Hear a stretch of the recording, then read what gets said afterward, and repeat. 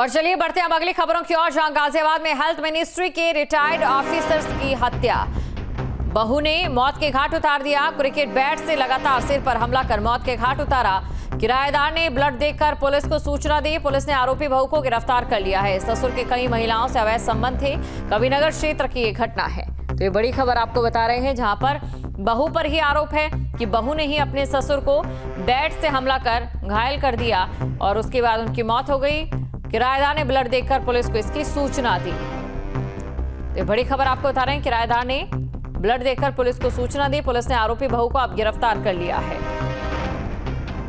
तो बहू ने ही मौत के घाट उतार दिया। ससुर के कई महिलाओं से अवैध संबंध थे। देखिए, लगभग आज रात्रि 8 बजे के लगभग थाना कविनगर को एक सूचना आती है डायल 112 से कि गोविंदपुरम चौकी के अंतर्गत एक व्यक्ति की हत्या कर दी गई है, जिस पे तत्काल कविनगर पुलिस मौके पे आती है तो यह पाती है कि यह व्यक्ति जिनका हमें तत्काल में शव प्राप्त हुआ इनके घर से, इनका नाम पाती सिंह है और इनकी उम्र लगभग 63 से 64 साल है। और प्रथम दृष्टया जो हमें शव मिला है उस पर चोट के निशान हमें मिले हैं। शव का पंचायतनामा करते हुए पोस्टमार्टम के लिए भेजा जा रहा है। आगे की वैधानिक कार्रवाई की जा रही है। खबर पर अधिक जानकारी के साथ संवाददाता हिमांशु हमारे साथ जुड़ चुके हैं। हिमांशु, क्या वजह बताई जा रही है, क्यों मर्डर किया गया?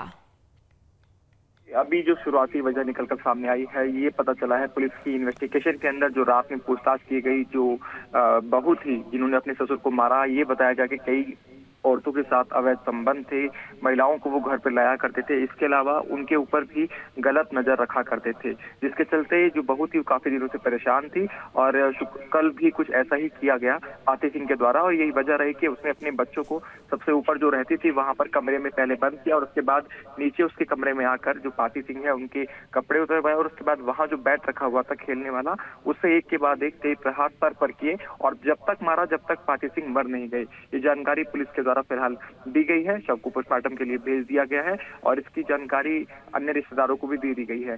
बहू काफी दिन से परेशान चल रही थी। 4 साल पहले ही जो आरती है उनके पति एक्सपायर हो गए थे और तभी से जो उनके ससुर हैं उनकी गलत निगाहें उन पर थी और लगातार उनके साथ वो छेड़छाड़ करते थे। ऐसे आरोप फिलहाल जो आरती है वो लगातार लगा रही है। पुलिस अभी इसमें इन्वेस्टिगेशन कर रही है कि इन बातों में कितनी सत्यता है और कितनी ये बातें गलत है।